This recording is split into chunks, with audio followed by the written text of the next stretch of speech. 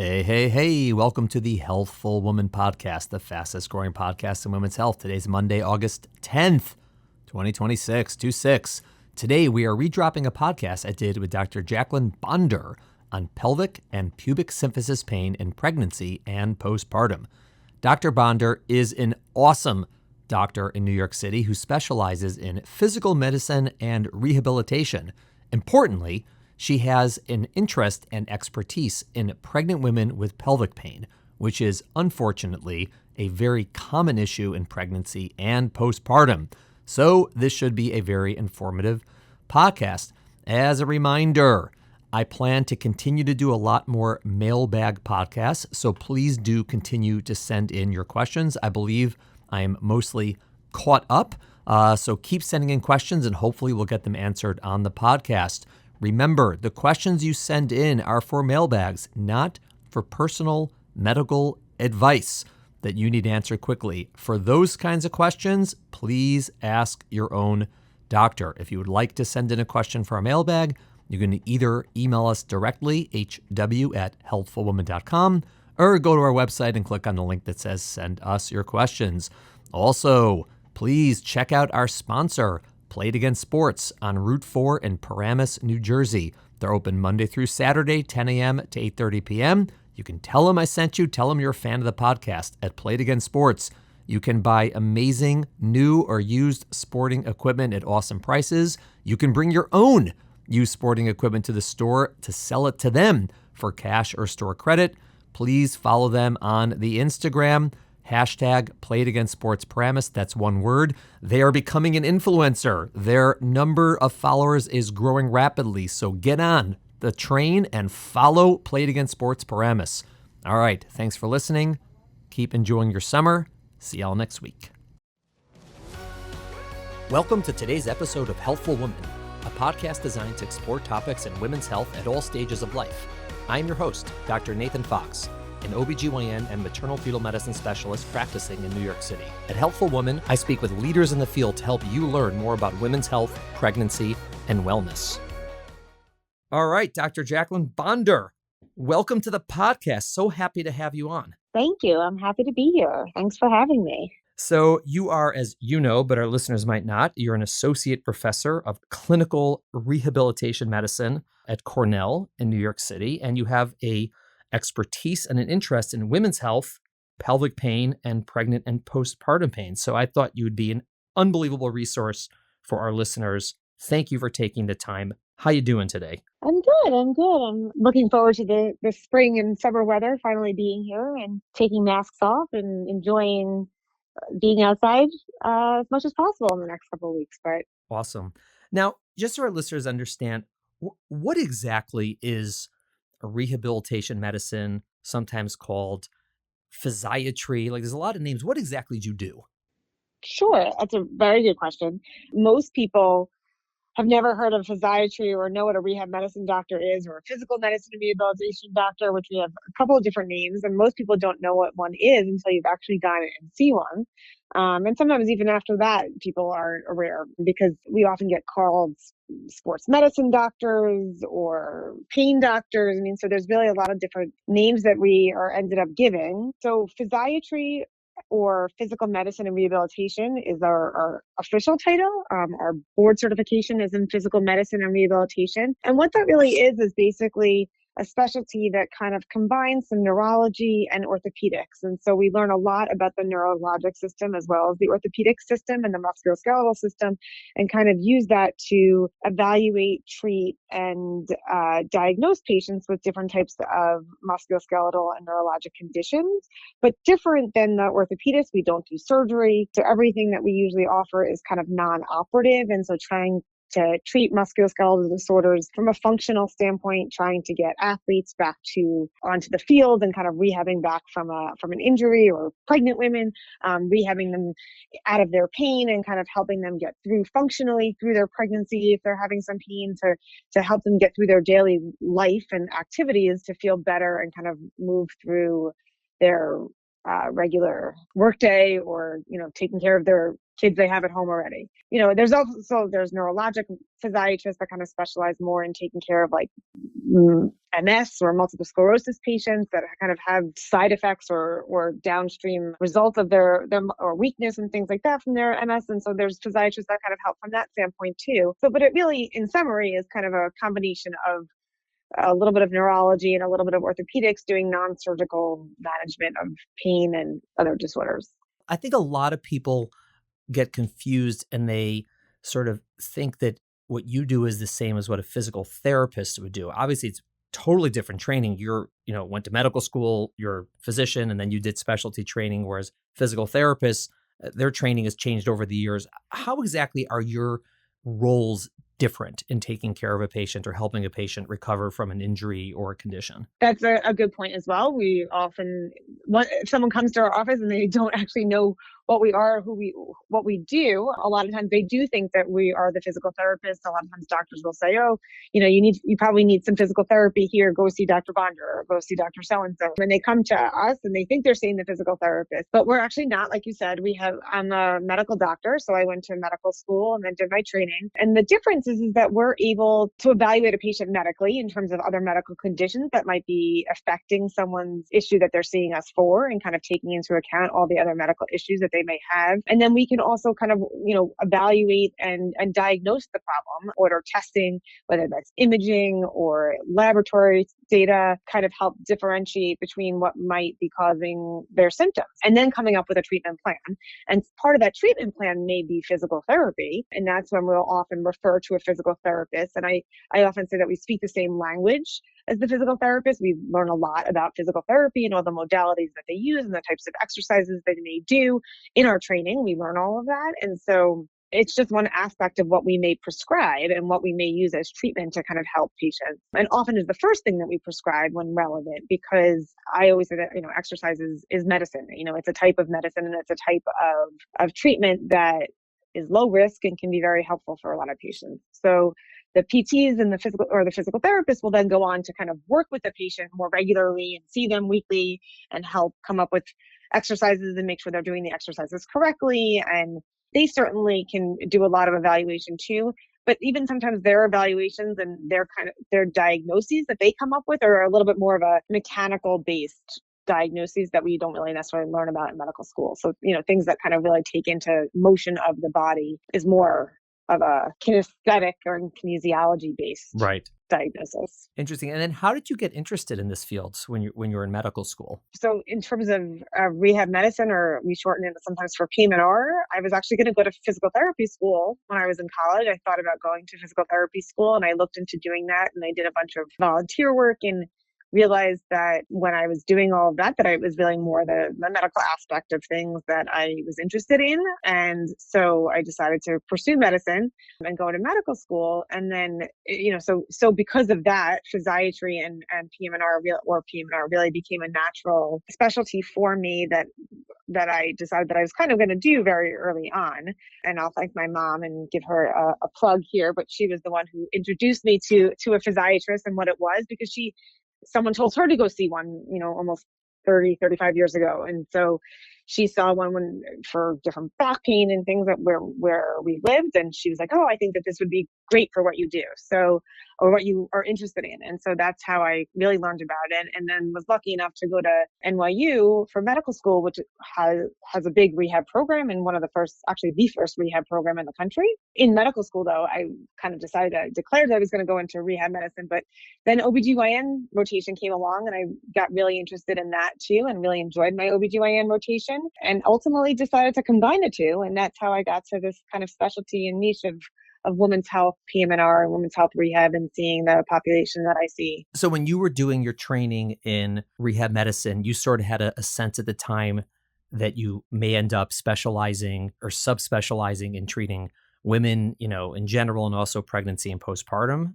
Correct. There was a brief time in medical school where I was like, oh, maybe I'll go into OBGYN instead of rehab medicine. But then it kind of pulled me back into the rehab medicine side for many different reasons. When I finally got into residency, I had this idea that I was going to kind of specialize in women's health, like in that, or I don't remember when it exactly came to me, but I had this kind of thought process that I would be able to maybe combine the two. Oh, that's so cool. And how is your practice now? Like, what percentage of your patients are A, women, and B, pregnant or postpartum? Is it 100%, 80%, 50%? My practice is mostly women. I'd say it's about 80%, 85% women. Uh-huh. The small percentage of men that I see is I see men with pelvic pain and pelvic floor dysfunction and pelvic floor issues. And those are the only men that I traditionally will usually see unless I friend fathers like, can you see me? But usually that doesn't happen. Even then, sometimes I'm like, no, you don't want to see me because I do it so rarely these days that you can get different and more specific care from someone else. But anyway, so the majority of my population and patient population is certainly women. And then in terms of pregnant and postpartum, I'd say it's 50-50 in terms of pregnancy and postpartum, and then more of like the specific kind of pelvic pain and pelvic floor issues and Uh-huh. things that I also see. But the pregnancy and postpartum issues are really my love and my passion, and really how I decided to go into women's health was really to work with that population. And then I'll see other general musculoskeletal issues here and there. Right. But really, my practice is the most of my patients are some sort of pelvic pain, pelvic floor dysfunction, and then the pregnancy and postpartum related issues. Yeah, I think a lot of people don't realize how common it is for pregnant women, and I'm including postpartum, to have pelvic pain. I mean, certainly women who have been pregnant know this, but for anyone who's never been pregnant, what men or women, I think they find it to be surprising how common it is. And I mean, we're referring patients to all the time. I mean, you're like our go-to person, like our speed dial person, because it's just so common and not a lot of people know how to treat it. Because like you said, do you see a neurologist? Do you see an orthopedic surgeon? Do you see someone who says they're a sports medicine doctor? And they don't really touch on all the areas that need to be assessed. And you're like one of the people who really looks at it globally and can actually do a full assessment. And you're willing to see pregnant women. It's a difficult population for people because they don't usually see pregnant people. They don't know what to do about it. I think the term pelvic pain is also really hard because the definition is so vague. Right. Or really, what is the pelvis? What is pelvic? What is vaginal? What is rectal? What is bony? So I always try to differentiate between this idea of like pelvic girdle pain Right. versus pelvic pain. And thinking like pelvic girdle pain is more of like a musculoskeletal origin of pain, and pelvic pain is more gynecologic or lower abdomen or bladder or vaginal or rectal, which certainly could be musculoskeletal. But yeah, it's hard because I think the term pelvic pain is very, very vague. It's not like shoulder pain. It's Right. pretty clear what your shoulder is, versus pelvic pain. It can be really difficult to define. And pelvic pain in a pregnant woman can be very, very different than pelvic pain in a 75-year-old. Let's talk about the pelvic girdle pain in pregnancy. So, first of all, why does it happen in pregnancy specifically? And what is exactly going on for women who have this pain? Like, what are the possible causes? So pelvic girdle pain, if you look it up by definition, is really any pain kind of from the waist, or kind of what we medically call the iliac crest, but like it's kind of where most people think their waist starts, to the gluteal fold, which is kind of that area where your kind of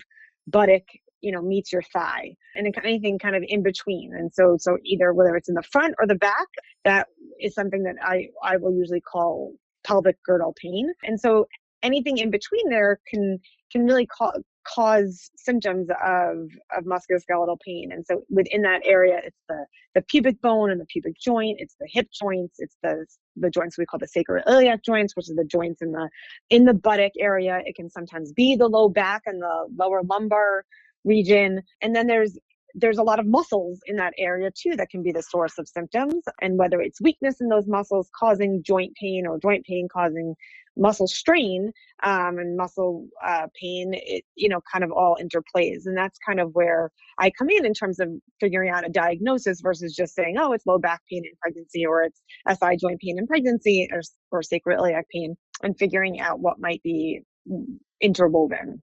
Right. And what is the reason that it's more common in pregnant women?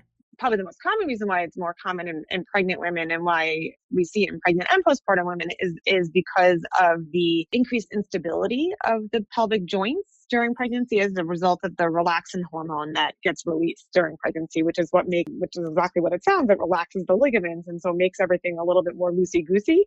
And so things start to open, your pelvis starts to open to accommodate the baby and the uterus, and then your ribs start to expand and everything kind of opens up. But the pelvic girdle pain comes from that expansion of your hips and your pelvis to accommodate the pregnancy and prepare for delivery ultimately. And then what ends up happening is that most of those joints in your pelvis are joints that I'm kind of referring to that we see a lot of, that you and I both kind of talk about a lot, is these sacroiliac joints, which are the joints in the buttock, like I mentioned, in the backside, and then the pubic bone, or the pubic symphysis joint, which is more like the pubic bone. And those joints are usually very, very stable joints. They're not joints that are meant to move like your shoulders or your hips or your knees and bend and, go in circles or move around or be able to move in different directions. And so those joints are normally very stiff and stable and meant to kind of help keep your pelvis in line when you move. But during pregnancy, they're more unstable than they usually are. And so when they become unstable, your muscles need to start to kick in a little bit more than they usually do to kind of stabilize those joints. And if your muscles are weak, you may start to get pain in those muscles. And then because those joints are more unstable, they start to get a little unhappy and start to get inflamed. And you may get pain from that too, from the joint itself. Yeah, I mean, I think that's a really good explanation. And what I try to sort of when I'm explaining it to my patients what's going on, I sort of say that our the pelvis, which is essentially like a circle, and eventually the baby has to go through there. It's made of two like C-shaped structures that meet in the middle, and in the front they touch at this pubic symphysis, and in the back they sort of each attach to your spine, and that sort of those interactions really shift a ton in pregnancy, and they need to, because a baby's got to get through there, sort of biologically, and so they have to get, as you said, loosey-goosey, which for our listeners, that's a medical term. Sorry for being so technical with you. Literally, just this afternoon, a patient said to me, my God, I feel like my leg's falling off and my hips are going in weird directions and it hurts. And it's just, she was essentially explaining, in her words, exactly what you're describing. I, of course, gave her your name and number and said, we're podcasting tonight. So she was interested to hear that. But this happens all the time. And is there any reason that we know of why some women this would cause a lot of pain and other women not? Is it just sort of luck, or are there sort of risk factors that women come into pregnancy with that would put them at a higher chance of having this kind of pain? Sure. So I think that as far as we know, there's a couple of risk factors. I mean, and the two that I can think of, immediately that are probably the highest are one, if someone has some hypermobility of their joints prior to pregnancy. And so, I liken that to saying when you were told as a kid you were double jointed, or your joints are really hyperextended, or and so a lot of times that comes in this form of I could do these weird tricks with my legs when I was a kid, or I can bend my thumb back and to my wrist. I mean, there's different ways to check for it, but to some women who have that kind of increased hypermobility beforehand and before pregnancy, we certainly see even more hypermobility during their pregnancy that might put them at risk for that, and that kind of feeling of their leg is falling off, or like I said, loosey-goosey. Right. The other thing is that in general, the biggest risk factor for some sort of pelvic girdle pain during pregnancy is really pelvic girdle pain of some sort prior to pregnancy. So if you've had pain in these areas before you got pregnant, it really does increase your risk factor for having that kind of pain during the pregnancy. So that's where I start to try to talk to people. If I see them before they're going to get pregnant and they have this pain, or they're thinking about getting pregnant, is kind of talking to them about potentially kind of rehab, or what we call sometimes prehab, right, which is like pre-rehabbing and getting in shape for pregnancy before you even are pregnant. So someone comes to your office and they're, in the middle or towards the end of pregnancy, and someone like me sent them to you and they come in complaining of pain. How do you evaluate them?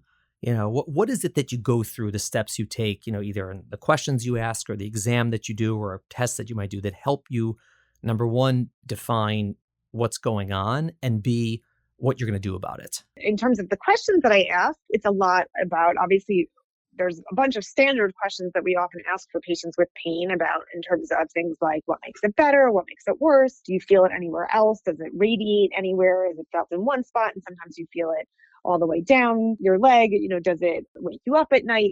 Kind of key questions that are important in terms of pain in general. And then, of course, if there are certain activities that make it worse, what are those activities? If there's certain things that they can point to that make it better, what are those things? Because a lot of times the answers to those questions can help direct us in a diagnosis of what might be going on. And so that's kind of usually where I'll start, is asking them a bunch of questions about their pain in general. Of course, asking their history of pain and in these areas, like I mentioned before, sometimes is a risk factor.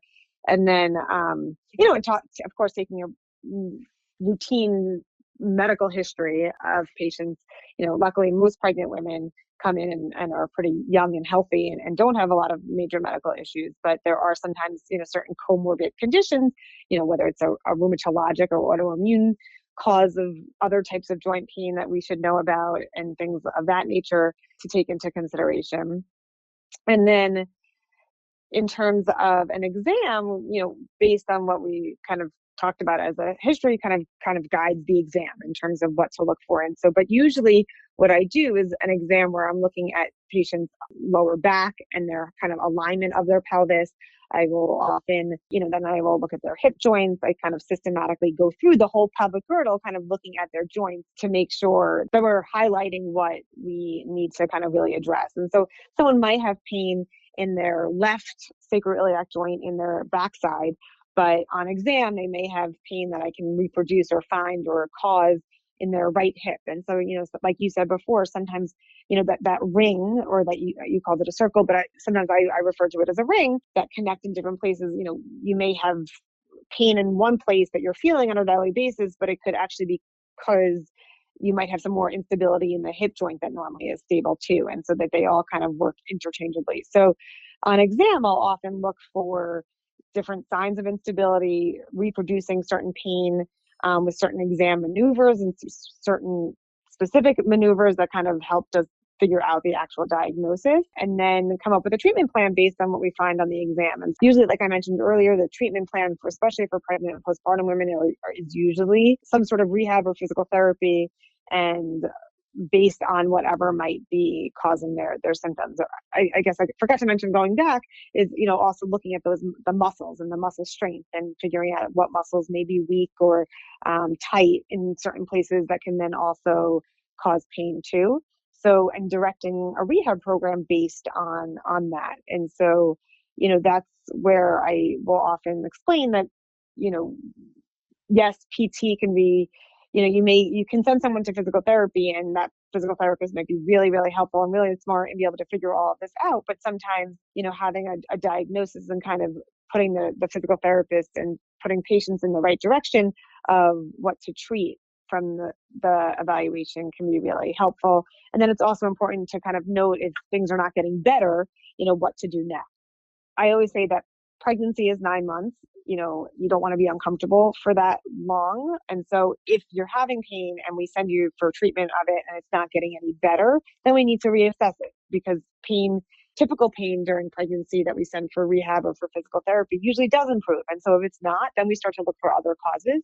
And there are sometimes other things that we have to look into that may be contributing to people's symptoms. Right. How often do you have to order imaging, like an MRI or an X-ray or something? Is that typical or atypical? Usually atypical, but it's not infrequent. Not infrequent compared to what people think it would be. I think most people feel that, imaging during pregnancy is not safe. Certainly we know that, too much radiation during pregnancy is not safe, and we try to avoid any radiation in pregnancy. So we typically avoid X-rays and CAT scans that have a lot of, radiation, but MRIs they always want to ask their OB first. So you can support me here. Yeah. MRI is good. Yeah. We're fine with it. We're fine with X-rays too. It's CAT scans really only if you absolutely need it, because there's more radiation, but usually you guys are going to want an MRI anyways. Sure, exactly. So, so an MRI, is safe. And so sometimes we will order that if things are not getting better, to kind of help figure out, what might be going on, if there's something that we're missing on exam, or, if someone's getting worse, we take into account what's getting worse. Usually for a pregnant woman, if we're going to order an MRI, it's usually, some sort of the pelvic girdle. So of the pelvis, or sometimes of one hip or two hips, and occasionally of the lower back, of the lumbar spine to rule out anything that might be coming from there that's causing some pain. Right. And sometimes, I mean, it could get pretty severe for some women. I mean, obviously, the majority, the pain is mild, annoying to maybe affecting their daily sort of activities. But for some women, like they can't walk. They've got, walkers and wheelchairs, and it's pretty horrific. There is subset of patients that really end up pretty debilitated. And that's another role that a physiatrist in general plays, whether it's me or somebody else. But a lot of times we kind of help, get that patient through the pregnancy based on other rehab modalities. And so that's where things like a walker or a cane or a wheelchair if needed, and kind of urging sometimes, because there's some things that really you just need to rest, but you still need to function, right? So using a walker or cane is a way to be able to walk around still, but and do some daily activities, but do it without putting so much load on your pelvis and taking off load there. Or aside from physical therapy, what other treatments might you recommend? Or other specialists you may get involved, in terms of maybe like acupuncture or massage or medications. What else do you use in your armamentarium to help these women? Sure. So I think one of the bigger things that I help with is bracing and some sort of brace support. Or, there's a lot of women who will come and they kind of have this typical kind of pregnancy bands, or that there's, a million different kinds that you can buy online. And those can be really helpful, but there are a couple of specific ones that we often recommend depending on a patient's condition. Usually they're, if it's pelvic girdle pain, it's related into instability, but there's often a brace that we use that's a little bit more supportive and really to help support that instability. If it's something more like pain in the lower back, I'll often recommend a more specific belly bands, but really more kind of helps take load off the lower back, because sometimes there's ones that have like suspenders and things that you can kind of really offload, kind of think a little bit more mechanically about truly helping the problem rather than just kind of throwing on some sort of belt and saying, oh yeah, this can, take pressure off your back. So there are some specific braces that we will recommend at times. And then other treatments that we use, like you said, acupuncture is definitely something that I often refer patients for, and kind of can recommend if pain is not getting better, or if they want to do it, then we'll recommend that. There's little that I wouldn't recommend. There's massage therapy, there's chiropractors. I mean, there are some really good ones out there that are all very, good with pregnant. I mean, you just have to find someone that really is comfortable with pregnant. Like you said, kind of in the beginning, some people just don't want to touch pregnant women don't understand the pregnancy related changes. And so you really want to find someone that is comfortable treating pregnant women. And so I think that that's the biggest, barrier that I see sometimes, is that, it's hard sometimes to find. I mean, maybe not in New York City, because we have lots and lots of treatment providers, but sometimes I think in smaller communities, it's hard to find people that are really specific towards and comfortable with pregnant related conditions. So, in terms of medications, we do that, or I do use those sometimes, obviously in small amounts. I'd say the two most common medications that I'll prescribe or tell people to use is not really necessarily prescription, is Tylenol, which is considered safe. And then a muscle relaxer, which is considered, class B in medications in terms of as much data as we have. We know that it doesn't necessarily cause any harm to the fetus or to the mom. And so that's a prescription-based muscle relaxer that in some patients who have a really, have a lot of spasm or a lot of tightness and a lot of kind of muscle pain that makes them not be able to sleep at night, especially because that medicine can make you drowsy. Sometimes we'll use that, and then beyond that, we'll use other medications sparingly, and often in consultation with the obstetrician to figure out, what to use. Sometimes steroids, so, if it's an inflammatory issue, or we think that there's a big portion of inflammation going on, we know that things like Motrin, Advil, and Aleve can't be used. So we can use steroids, which are, an anti-inflammatory as well. And so sometimes we'll use steroids instead of that if we really need to.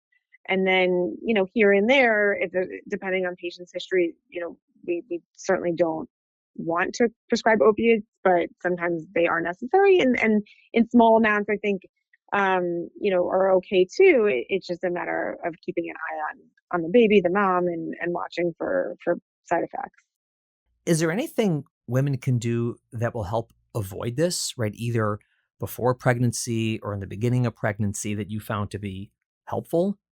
I've seen these kinds of conditions in the fittest of individuals who go into pregnancy, in the gym 5 days a week, great core strength, great, muscle strength everywhere, doing, lots of great exercises, and they come in with these symptoms. And then I've also seen the opposite of patients who are totally not very mobile and not very athletic, and they don't like to go to the gym, and they're not someone who exercises regularly, and they have these symptoms. So it's hard because in general, I will say that the most likely way to prevent some of these things is going into a pregnancy as, quote, strong as possible in terms of core strength.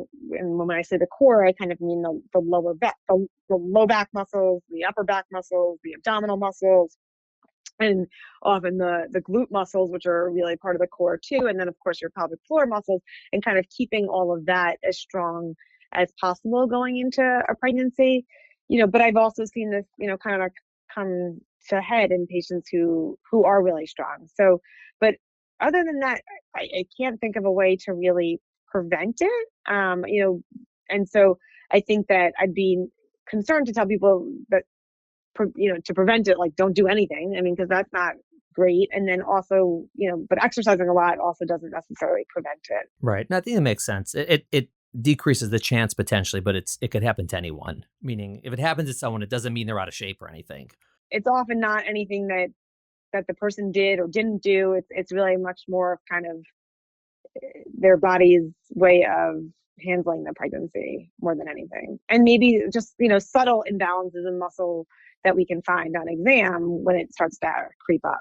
Right. And then another question that I know a lot of listeners might have is, how does someone know as a pregnant woman, how should they know if they should be seeing you or just sort of saying, all right, this is kind of normal and, let's just wait till after the baby's born? Is it everyone should see you if they have pain, or only if it reaches a certain, degree of pain or immobility? Or how would someone make that decision for themselves if, let's say, their obstetrician is not sending them to you? What I would basically say to that is, so of course there's some degree of pain that is kind of typical and expected, but if the pain is to a point that it's interfering with your daily life activities, it's preventing you from working like you should, or, walking to the grocery store, or taking a shower, things like that. If it's really preventing you and gotten to the point where it's so bad that you can't do those daily function activities that you need to do, then to come see myself or someone like myself, depending on where you are, to really have it assessed and kind of come up with a treatment plan, because that really shouldn't be the case. And most of that kind of pain can get better if treated correctly. I think that another red flag would be if there's any kind of weakness that you're I guess maybe that would cause difficulty with your kind of daily living. But if you're having all of a sudden types of like nerve signs, like things of nerve issues that we get worried about sometimes, that can be causing pain, but also things like weakness in your feet, or numbness and tingling in your feet or legs, or sometimes even neck pain can cause that too. We're not talking about that today, but you can have similar things in the arms. But anything that kind of seems like there's a change in your kind of neurologic function, that would also be a reason to come. Like I said, we can kind of evaluate that more from a musculoskeletal and neurologic perspective. Right. And then one other thing that a lot of women ask me, at least, what are your thoughts about cesarean? Do you ever recommend to women, because of what's going on in your pelvis, you should have a C-section, because if you try to deliver vaginally, you're going to get injured or you won't recover or something like that? It's really multifactorial. The general answer is no. I do not necessarily recommend a C-section. Especially if it's a first pregnancy and there's no history of anything or injury during their actual delivery or anything like that, I wouldn't necessarily recommend a C-section. There are 2 or 3 studies that do actually show that patients who have had pelvic girdle pain or some sort of pain in the pelvic area during their pregnancy, that actually those that went on to have a C-section had more prolonged pain than those who did not. So, they're not big, huge studies by any by any sort of the means, like in terms of like, what we consider in medicine is like a huge study that definitely proves something, but it is a little study that shows us that really there's no reason why you can't try to have a vaginal delivery. This really comes up more for patients who have like pubic symphysis and pubic pain, or Right. or pain in the anterior or front of the pelvis, rather than like the more typical sacroiliac joint kind of pain. But in general, no. I mean, I don't recommend a C-section. There's really, a lot of this is, especially when this all starts to creep up in the third trimester, the thought is that this pain may be adaptive to be able to accommodate the baby to have a vaginal delivery. And so that, your body is doing all of this and you may be having this pain, but it's preparing for you to have a vaginal delivery, and you really should, unless there's some other reason that you can't have one. Usually there is no reason to kind of have a C-section or a plan for a C-section. There are obviously exceptions. Yeah, no, I agree. I mean, I typically say the same, that it's, if people have all this pain, it's not known that having a C-section will, make you recover faster. And as you said, there's some evidence it may make it worse. Number two, the loosey-goosey pelvis, it's there so the baby can fit. So if someone has Right. it worse, it may have an easier delivery, so to speak. And, if you have pain in your pelvis and then you have extra pain from a cesarean, it may, compound it. You can't be as mobile. You can't walk. You can't recover as quickly. So yeah, I also don't typically recommend a cesarean. Again, there's obviously, you said, some exceptions to that, but those are really just that, exceptions. I wanted to focus, it's actually a really good segue into pubic symphysis pain, because this is something that's, quite unique. I think we see it a lot in pregnancy, and it's not really seen a lot, at least I don't think so, in other populations to the same degree. And where they have pain really right in the front, it's pretty exquisite. Some people, can't walk very well, and, it either happens before they deliver or after they deliver. How do you address that problem specifically, first during pregnancy, and then second after they deliver, when it tends to be worse?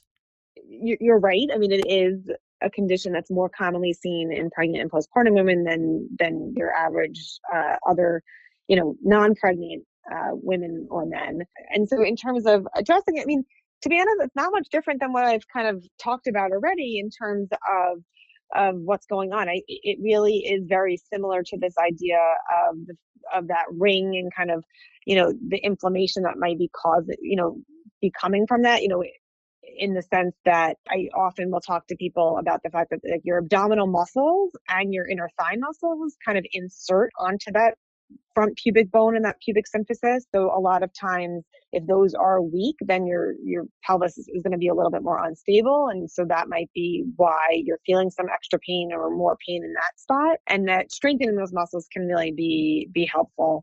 The patients that I see mostly that are worse after their delivery are the ones who either had pain prior to the delivery, but it really wasn't addressed at all. It may be someone who, doesn't, have a physiatrist that's on hand or isn't familiar with these issues as much as you are as an obstetrician, but patients who get treated during their pregnancy and are able to do some rehab, often I find at least that they a lot of times will do better. A lot of the patients who have such severe pain after delivery are ones who didn't necessarily have it during Right.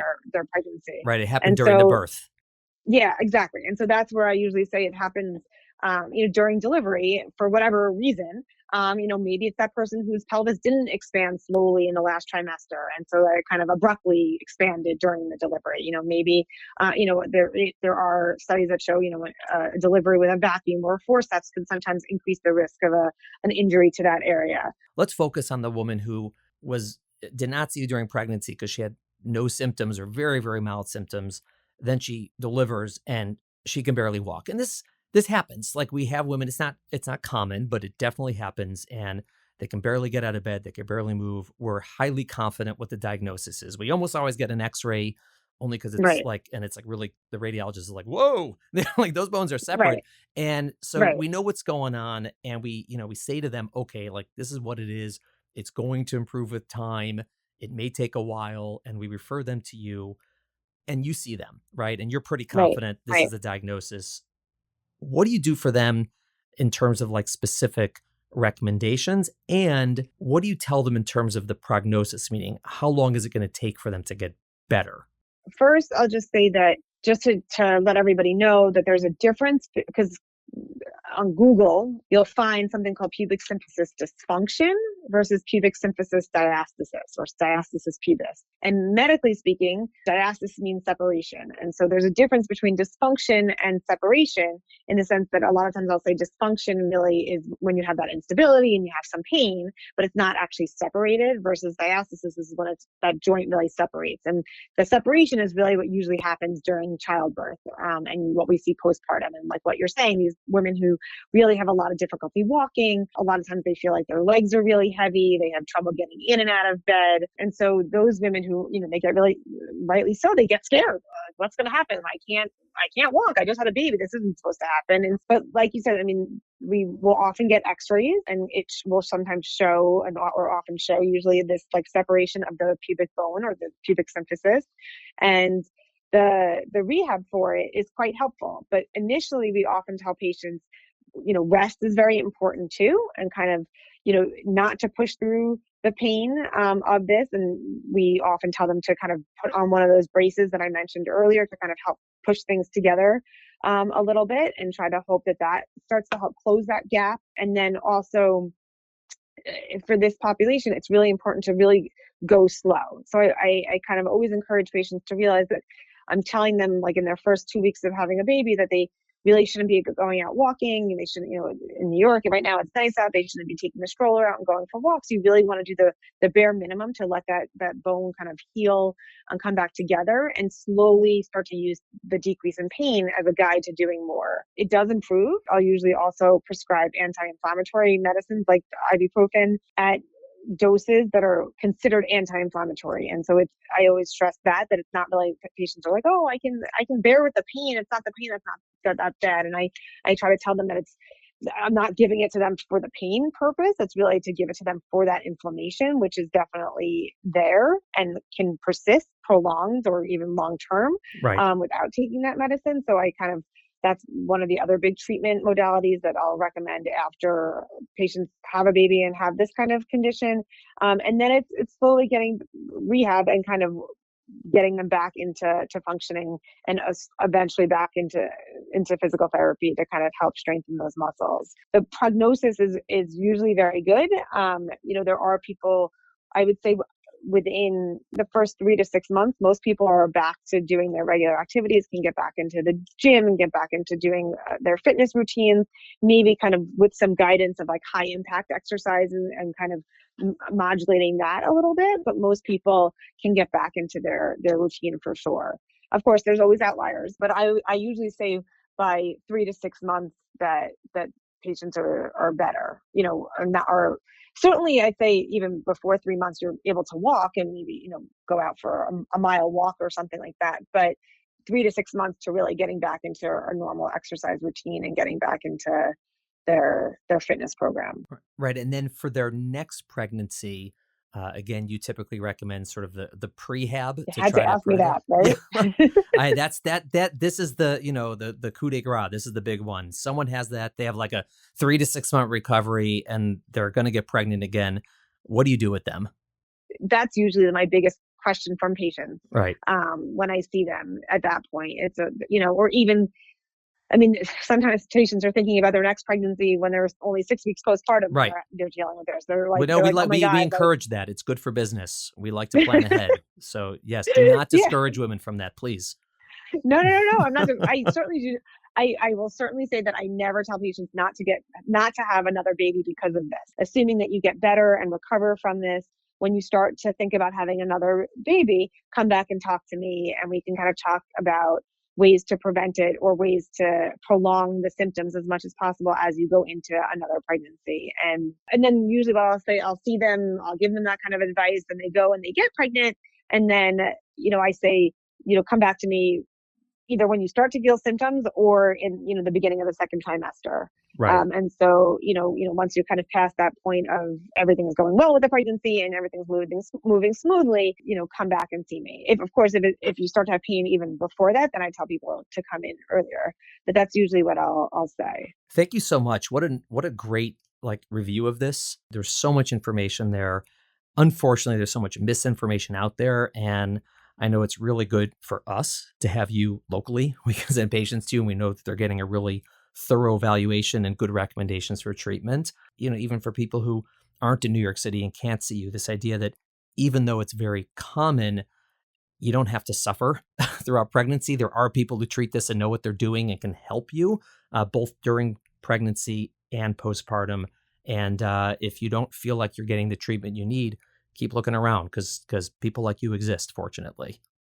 Yeah, they are. And they're increasing in number in terms of from our specialty in general, in terms of physiatrists or, PM&R docs. There's definitely more and more as we learn more and more about these conditions. And, I'm at Cornell, so we have residents that we train and they go off into other places. They may not be specializing in necessarily in women's health and only seeing women and with these kinds of issues, but they've learned about it in their training. Right. And so, so chances are as it grows as a field and we know more information and we are able to train more residents in these kinds of things, chances are you can find someone to help.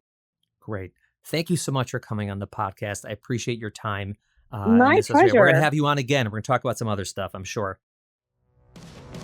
Thank you for listening to the Healthful Woman podcast. To learn more about our podcast, please visit our website at www.healthfulwoman.com. That's HEALTHFULWOMAN.com.